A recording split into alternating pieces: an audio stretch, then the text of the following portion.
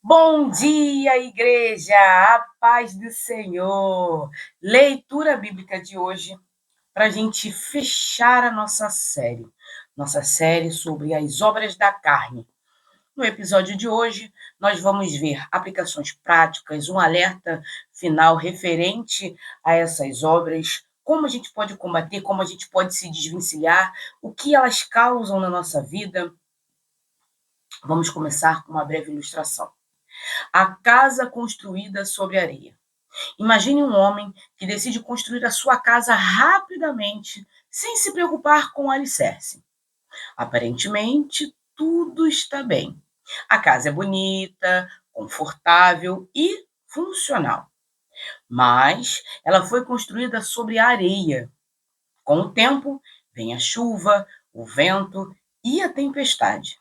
Aquilo que parecia firme começa a rachar, ceder e, por fim, desmorona. As obras da carne funcionam exatamente assim. No início, elas parecem oferecer prazer, liberdade, satisfação imediata. A carne promete controle, prazer e autonomia, mas não constrói fundamentos eternos. Quando a inveja é alimentada, os relacionamentos ruem.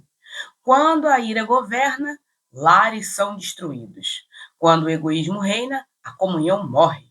Quando a imoralidade domina, a identidade se fragmenta. A carne nunca constrói algo a longo prazo. Ela apenas satisfaz o agora, mas cobra um alto preço depois. Tem um louvor que a gente canta que diz assim, ó: não construa a sua casa na areia, não construa na beira do mar, mesmo que pareça chique, é impossível que ela fique, a tempestade a vai derrubar. A rocha é o lugar de construir um alicerce forte que não vai cair. As tempestades vão e vêm, mas a paz de Cristo tu tens. Ou seja, quando construímos a nossa casa na rocha, quem é essa rocha? Quem é esse alicerce? É Cristo Jesus. Quando construímos nossa casa, ou seja, nossa vida, em Cristo Jesus, é impossível o desmoronamento. A gente pode até ter uma rachadura aqui, ou um contratempo ali, mas por causa das nossas escolhas, não por causa de Cristo Jesus. Quando alicerçamos a nossa vida em Cristo Jesus, ele nos mantém de pé. E é isso. Vamos ver 5 formas como a obra da carne nos prejudica? Elas enfraquecem a nossa comunhão com Deus, afetam nossos relacionamentos, distorcem a nossa identidade em Cristo, nos afastam da santidade e podem nos levar à indisciplina espiritual. 5 razões pelas quais a carne é enganosa. Promete prazer, mas entrega culpa. Parece inofensivo, mas gera morte espiritual. Age de forma sutil. Usa justificativas emocionais. Nos faz desobedecer a palavra. Nos faz desobedecer aquilo para o qual nós fomos chamados, que é as Sagradas Escrituras. Seguir fielmente. Quando seguimos fielmente as Escrituras Sagradas, nós estamos em obediência ao Senhor. E usamos justificativas emocionais em que sentido? Começamos, Senhor, mas a carne é fraca, né? O Senhor sabe. Poxa, Deus, o Senhor sabe que eu estou ali lutando, né, contra a minha carne. O Senhor sabe que a gente é fraco, né? Dá desculpas. Isso é o pior ponto emocional para nossas vidas. Ficar dando desculpas para aquilo que Deus já nos tirou, daquilo que Deus já não quer mais que a gente faça parte.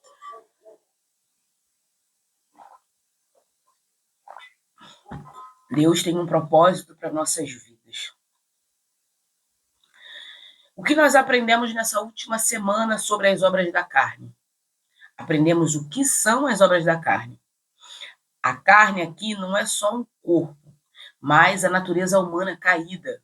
Nosso caráter, né? inclinado ao pecado. São atitudes, pensamentos, comportamentos que surgem quando Deus não governa nosso coração.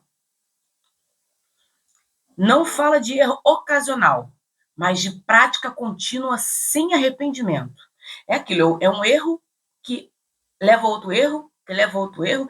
Lembra que eu disse que que as obras da carne, elas são ramificadas, uma se entrelaça e se liga com a outra, e assim acaba causando um mal bem maior para nossas vidas. É sobre isso. As obras da carne, elas endurecem o coração, afastam a comunhão de Deus, destroem relacionamentos, impedem o crescimento espiritual.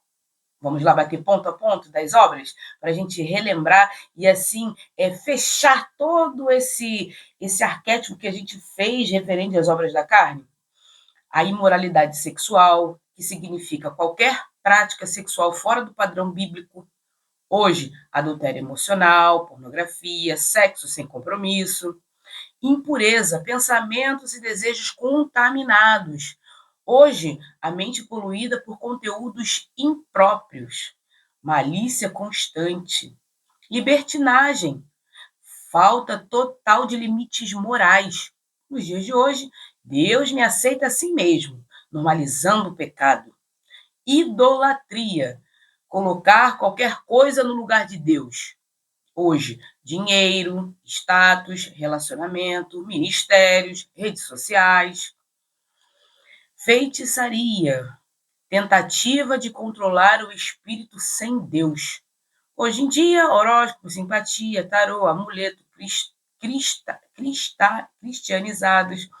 Temos amuletos cristianizados. Gente, essa parte aqui é muito interessante, porque vamos em algumas igrejas, algumas denominações e vemos, leve a rosa ungida para poder ungir o seu cônjuge, e ele vai estar com Jesus. Tome a água do conhecimento para você ter a sabedoria de Salomão. São amuletos cristianizados, aos quais a gente tira a soberania de Deus e coloca nesses itens. Entende? Tijolinho abençoado, a toalha do irmão tal que vai trazer bênçãos e milagres, são amuletos que a gente cristianiza e que não faz parte da obra de Deus, entende? Deus, ele quer completa confiança minha e sua. Quando a gente tenta controlar, manipular alguém com algo ou alguma coisa, estamos causando um tipo de feitiçaria. Estamos dilubriando a mente e os olhos das pessoas. Seremos cobrados por isso, tá? É só um alerta.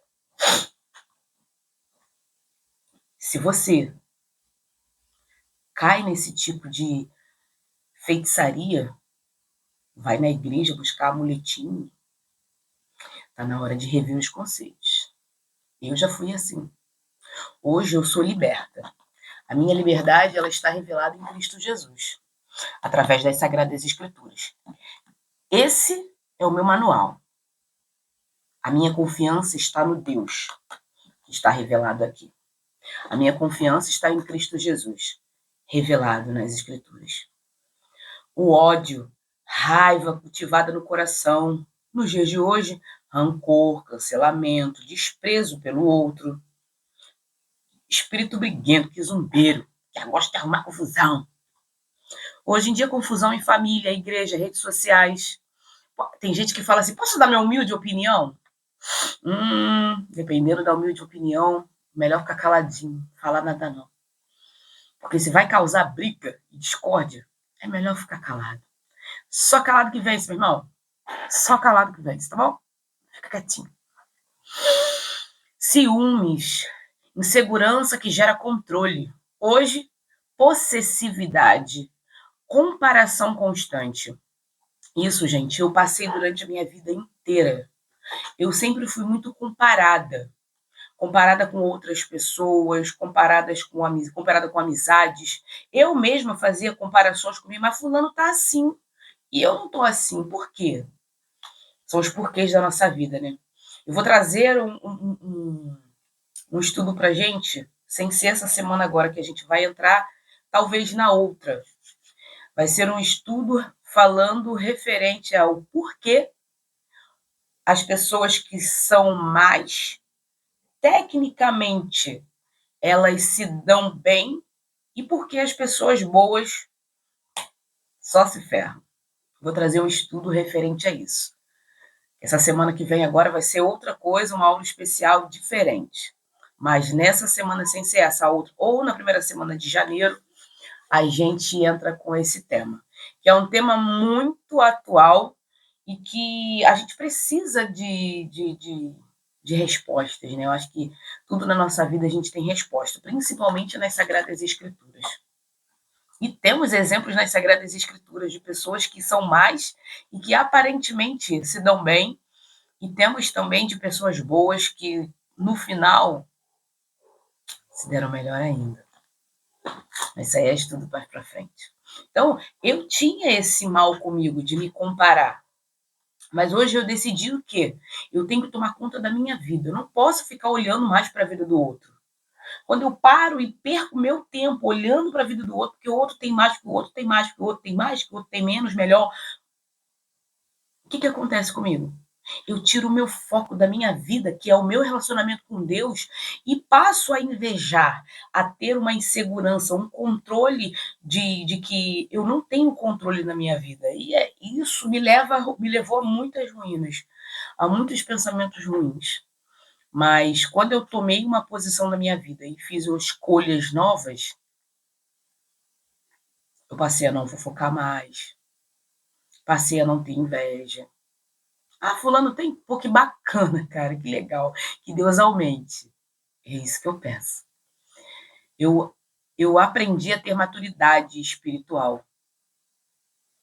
Tanto que às vezes as pessoas vêm, Natália, deixa eu te contar o babado, e não quero saber, não. Quero não, deixa pra lá. Deixa pra lá, que pra mim isso aí não é pra mim, não. Não quero saber da vida de ninguém, não. Já tem muito trabalho na minha, porque eu vou querer cuidar da vida dos outros. Se fosse pra cuidar da vida dos outros, eu arrumava um gato. Um gato tem 7 vidas. Não é isso, meu irmão? Se você é fofoqueiro, quer cuidar da vida dos outros, arruma um gato. Se um gato não está sendo suficiente com 7 vidas, arruma outro. Que aí você vai ter 14 vidas para você cuidar. Se não conseguir 14, aí tu arruma mais 7, com mais 7, com mais 7, e por aí vai. Né? Então, para de ficar olhando, se comparando, olhando para a vida do outro e se comparando, se colocando para baixo. Deus tem um propósito que é exclusivo teu, Deus tem um chamado que é exclusivo teu. Então, enquanto você está olhando o chamado do outro, a vida do outro, os problemas do outro, as soluções do outro, passa a olhar para a sua vida. A vida que hoje está cheia de verdade, hein? Vamos lá. Ira, explosões emocionais descontroladas. Hoje, gritos, agressividade verbal, intolerância. Intolerância seja ela religiosa, intolerância contra ao sexo oposto, contra as escolhas das outras pessoas. Eu, como cristã, eu não posso nunca ser intolerante com outra pessoa que não compartilha a mesma fé, a mesma orientação que eu. Eu preciso respeitar e amar.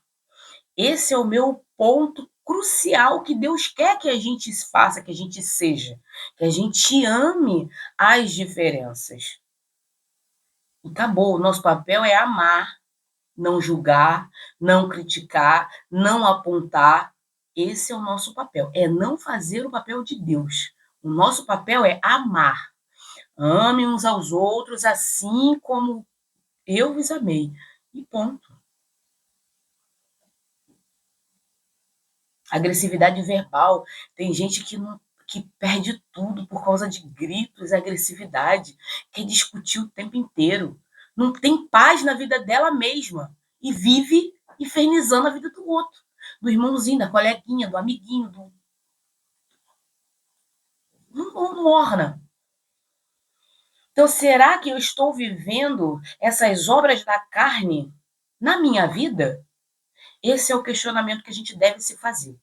Porque depois do estudo de hoje, do estudo de hoje não, dessa semana, se você pegar, não mudar 1% na sua vida, então, meu amor, você não quer viver a Bíblia. Você quer viver aquilo que você quer viver. E é isso. Essa semana, eu e meu esposo conversando, ele virou e foi falar alguma coisa referente alguma coisa do nosso convívio, pessoas do nosso convívio. Então eu falei com ele o seguinte, eu falei, olha, meu amor, essa semana eu aprendi que eu não devo me preocupar com esse tipo de coisa, porque quando eu me afasto disso, uma das obras, até uma da obra da carne, a inveja, que eu falei para ele o seguinte, quando eu pego me dou o luxo de prestar atenção na vida do outro e causo inveja, isso é ruim para mim e para outra pessoa. E principalmente para mim, porque sou eu que estou alimentando ali, sabe? Um sentimento ruim. Vamos dar continuidade. Egoísmo, viver centrado em si mesmo. Hoje, primeiro eu, segundo eu, terceiro eu, quarto eu, a falta de empatia. A empatia é a capacidade que você e eu temos de nos colocarmos no lugar do outro. Trocamos de lugar. Eu estou aí assistindo a aula e você está aqui fazendo a aula. O quão dificultoso é para quem está fazendo. Então, incentive uma pessoa.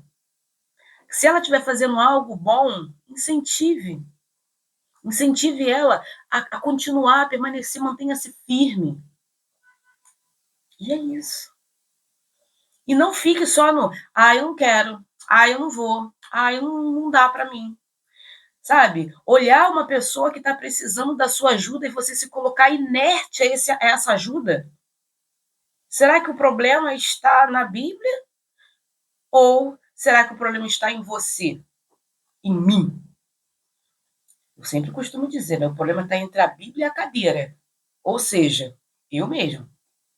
E é isso. Dissensões. Divisões internas e silenciosas. Hoje, murmuração, panelinhas, né? Aí eu só fico com o grupinho tal da igreja, porque ali eu tenho mais amizades, são pessoas que têm um poder aquisitivo maior, são pessoas que têm um nível intelectual maior. Será que Deus quer que a gente crie panelinhas? Ou será que Deus quer que a gente viva em unidade? Deixa aí para responder. Facções, divisões declaradas. Hoje, rachas na igreja, líderes rivais. É muito complicado isso aqui. Muito complicado. Existe hoje. Quantas igrejas você vê? Fulano de tal saiu da igreja tal. Fulano de tal abriu igreja tal. Fulano de tal fez coisa tal. Será que Deus quer isso para a minha vida? Ou será que Ele quer que eu viva em unidade? Inveja. Tristeza pelo sucesso dos outros. Hoje, comparação constante, competição. Bebedeiras, perda do domínio próprio. Hoje, vício, fuga emocional, orgias, excessos descontrolados. Hoje, festas sem limites, banalização do corpo. Meu sentimento, eu faço. Você pode ver que liga exatamente com o egoísmo. Eu busco a minha própria satisfação. Entende? E quando Paulo ele veja falando coisas semelhantes a essa, porque ele está nos instruindo, falando, olha, essas obras da carne, elas têm ramificações. Elas não são somente essas, mas existem outras que se ramificam com essas e que nos levam a cometer as obras da carne sem um controle demasiado, né? Ou seja, a lista ela não é fechada. Tudo que nasce na carne se encaixa nesse contexto, né? Então, quando vemos que a carne ela distorce a imagem de Deus em nós e que fomos criados à imagem e semelhança de Deus, lá em Gênesis capítulo 1, 26 e 27, essa imagem não é física, mas moral, espiritual e relacional. Refletir o caráter de Deus, santidade, amor, justiça e verdade. A carne, que significa a natureza humana caída, distorce essa imagem por quê? Centraliza o eu e não o Deus. Substitui a vontade de Deus por desejos desordenados. Produz atitudes contrárias ao do caráter de Cristo. nos faz viver como espelhos quebrados, refletindo Deus de forma distorcida. A carne não apaga a imagem, mas a deforma. Pesado. E como viver segundo a imagem de Deus? Viver segundo a imagem de Deus é morrer para o velho homem, ser renovado pelo Espírito, revestir-se de Cristo diariamente, permitir que o Espírito Santo restaure em nós aquilo que o pecado corrompeu. Isto é um processo contínuo. Não é da noite para o dia que eu giro uma chavinha e pronto, estou vivendo como Deus. Eu vou vivendo diariamente aquilo que Deus me chama. Versículos chaves, Gênesis 1, 26 e 27. A imagem original. Então, Deus disse, façamos o homem à nossa imagem, conforme a nossa semelhança. Domine ele sobre os peixes do mar, sobre as aves do céu, sobre os grandes animais de toda a terra e sobre todos os pequenos animais que se movem rente ao chão. Criou Deus o homem à sua imagem. A imagem de Deus o criou. Homem e mulher os criou. Este texto mostra o projeto original de Deus antes do pecado. O ser humano foi criado para refletir Deus e viver sobre o seu governo. A carne surge depois da queda, como consequência da desobediência. Uma aplicação, a carne nos afasta do propósito original. O espírito nos conduz à volta a ele. Quando vivemos na carne, voltamos ao pecado, voltamos à separação de Deus, voltamos à imagem carnal das nossas vidas. Agora, quando vivemos pelo espírito, vivemos de forma que vamos parecer cada vez mais com o nosso Criador, com Deus. Isso é uma coisa fantástica para a nossa vida, para nos alicerçar e nos fazer entender. Será que eu estou refletindo a imagem de Deus ou será que eu estou refletindo a minha imagem? Todas as vezes que eu venho gravar esse devocional, eu peço a Deus, Senhor, que não seja eu falando, mas que seja o Senhor me usando, fazendo com que essas pessoas que estão me ouvindo, que estão aprendendo junto comigo, que a gente possa ser cada vez mais parecido contigo. E é isso que a gente precisa. Exemplo 2, Romanos 8, 5 a 8. A carne se opõe à imagem de Deus. Quem vive segundo a carne tem a mente voltada para as coisas da carne, o que a carne deseja. Mas quem vive de acordo com o Espírito tem a mente voltada para o que o Espírito deseja.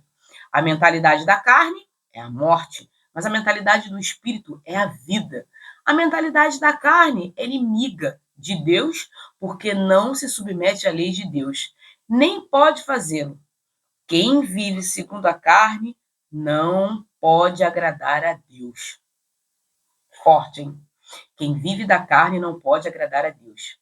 Será que hoje estou vivendo da carne para agradar a Deus? Ou será que hoje estou vivendo do Espírito? Estou vivendo do Espírito para agradar a Deus? Ou estou vivendo da carne para agradar a minha carne, os meus desejos? Contexto, Paulo mostra que a carne não é neutra. Ela é inimiga de Deus. Por isso, viver segundo a carne impede que a imagem de Deus seja refletida corretamente. Aplicação, nossa imagem é moldada por aquilo que domina nossa mente. Exemplo 3, Efésios 4, versículo 22 ao 24. Restaurando a imagem.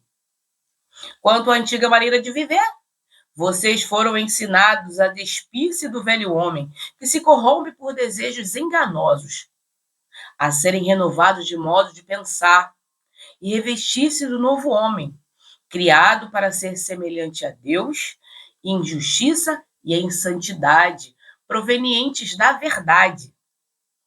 Paulo ele nos ensina o seguinte, que o cristão não melhora a carne, ele se despe dela. A imagem de Deus é restaurada quando nos desvestimos do novo homem. moldado pelo caráter de Deus. Aplicação: santidade não é comportamento externo, é a identidade restaurada, é de dentro para fora. Não é algo que eu peguei, como eu digo, girei a chave e me tornei uma pessoa santa, mas é uma entrega diária, uma busca eterna pela vida com Deus e com Cristo Jesus, através das Sagradas Escrituras. Somente elas é que têm um manual para nossas vidas, um manual de nova vida, um manual de uma nova esperança, um manual de um novo modelo a ser seguido, que é o modelo de Deus, e não o modelo da nossa carne. E quando entendemos isso, se torna mais fácil da gente identificar as obras da carne e assim retirar, para sermos restaurados à identidade de Deus, para nos tornarmos semelhantes a Deus, como foi descrito lá, revelado em Gênesis capítulo 1. E é isso. 2 Coríntios, capítulo 3, versículo 18. A imagem de Cristo em nós, e todos nós que com a face descoberta, contemplamos a glória do Senhor. Segundo a sua imagem, estamos sendo transformados com a glória que cada vez maior, a qual vem do Senhor, que é o Espírito. Aqui vemos o processo de santificação. Não é instantâneo, é um processo e um progresso. Dia a dia vamos aprendendo e moldando o nosso caráter. Quanto mais contemplamos a Cristo, mais nos tornamos semelhantes a Ele. Quer saber como é Cristo? Quer saber como Ele era? 4 evangelhos: Mateus, Marcos, Lucas e João. 4 evangelhos que você pode começar a ler hoje e busca em oração: Senhor, revela Cristo para mim, mostra Cristo para mim, deixa com que eu veja Cristo para eu me tornar como Ele é. E é isso. Aplicações para nossas vidas. Aquilo que contemplamos nos transforma. Um exemplo bíblico: Daniel. Porque Daniel manteve a imagem de Cristo. Daniel viveu em uma cultura totalmente contrária de Deus, lá na Babilônia. Mas não se contaminou com a comida do rei. Deuteronômio 1, versículo 8. Manteve uma vida de oração constante. Deuteronômio 6, 10. Preferiu a fidelidade de Deus à sua própria vida. Ele viveu dominado pelo Espírito e não pela carne. E como usar o exemplo de Daniel para uma vida de santidade? Primeiramente, decisão. É hoje. Eu escolho agora. Eu escolho Jesus. Daniel decidiu não se contaminar. Deuteronômio 1, versículo 8. A santidade começa antes da tentação, com decisão firme. Hoje não, eu não quero, não adianta, não tenho, você não tem barganhar com a sua carne. Não é não, sim é sim e ponto. Saula está sendo um tapa na minha cara, fortíssimo. Obrigada, Senhor. Eu escolho não.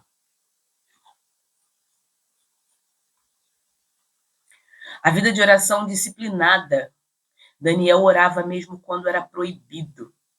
A oração fortalece a imagem de Cristo em nós. Você pode pegar os contextos de Jesus. Jesus orou por nós, Jesus orou pelos discípulos, Jesus orou pela comida, Jesus orou por tudo, pelas pessoas que estavam chegando até ele. Jesus orou até por você, que se diz ateu, que se diz que não acredita em Jesus, mas está aí. Jesus orou por você, por aqueles que ainda vão crer. E eu acredito que você vai crer. Eu creio e oro pela sua vida.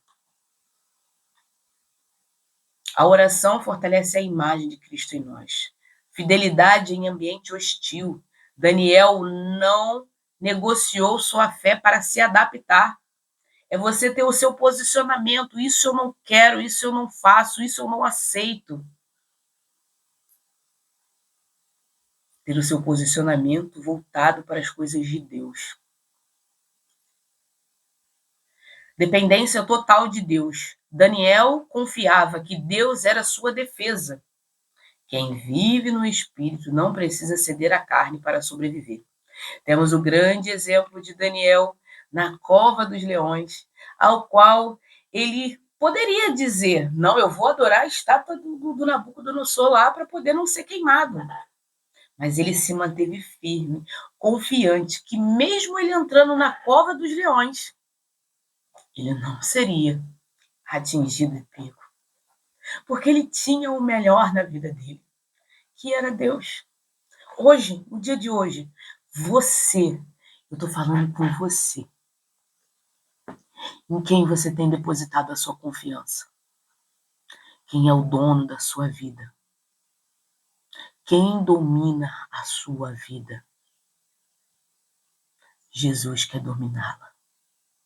E quer te ajudar a sair dessa vida de pecado que está enraizado dentro de você. Jesus quer te libertar. Jesus te chama hoje. Vamos, eu te livro da boca do leão. Vamos, eu te livro da fornalha. Vamos, eu te livro das drogas. Vamos, eu te livro da prostituição. Vamos, eu te livro dos seus pecados e das suas vontades. Eu sou o seu Deus. É o próprio Cristo que diz para você no dia de hoje. Então tome uma postura, tome um posicionamento, assim como Daniel tomou. E diga-se para si mesmo: por hoje não. Eu não quero. Eu não vivo desse jeito mais. Isso é a atitude do velho homem, que já não habita mais em mim. As obras da carne são reais, presentes e perigosas. Paulo nos ensina que somente vivendo no Espírito conseguimos vencer a carne. A aplicação é prática. É escolher diariamente obedecer a Cristo, crucificar os desejos carnais e viver para a glória de Deus. Examine a sua vida.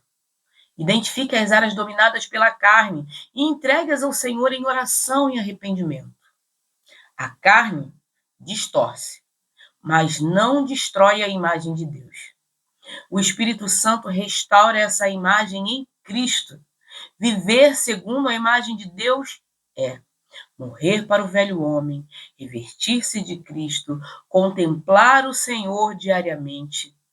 E Daniel nos ensina que é possível viver em santidade, mesmo em um mundo corrompido. As obras da carne e os frutos do Espírito estão ali, juntos, interligados. Vence quem você alimenta mais. As obras da carne destroem o seu espiritual. Você perde a sensibilidade do Espírito, o distanciamento de Deus, morte dos sonhos, chamados e relacionamentos. Jesus nos alertou: todo aquele que ouve estas minhas palavras e não as pratica é como um homem insensato que construiu a sua casa na areia. Mateus 7, 26. As obras da carne levantam estruturas que não resistem às tempestades da vida. Já o Espírito Santo constrói sobre a rocha, que é Cristo Jesus. Ou crucificamos a carne, ou ela nos crucifica. Ou andamos no Espírito, ou colheremos destruição. Gálatas 6, versículo 8.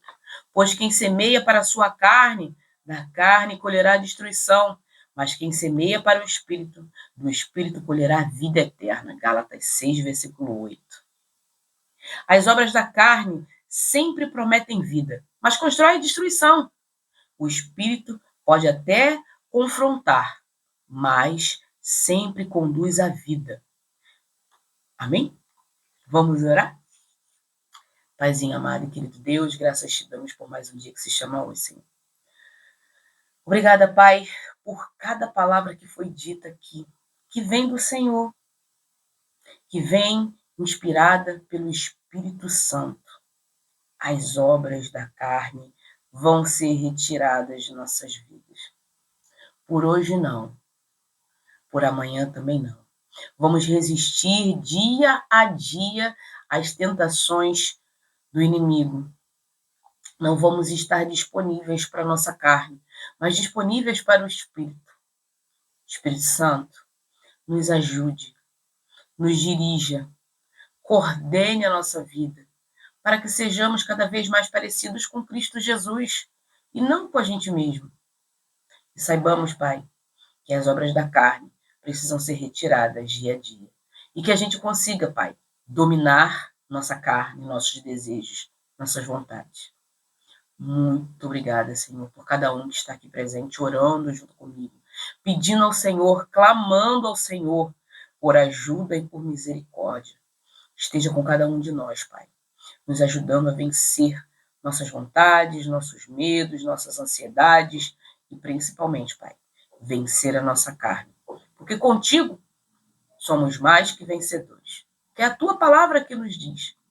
Então, muito obrigada, Pai, por esse estudo, por essa semana que se passou, a qual aprendemos tantas coisas e que possamos, Pai, colocar em prática tudo o que aprendemos. Muito obrigada. Hoje eu oro e já te agradeço em nome de Jesus. Amém.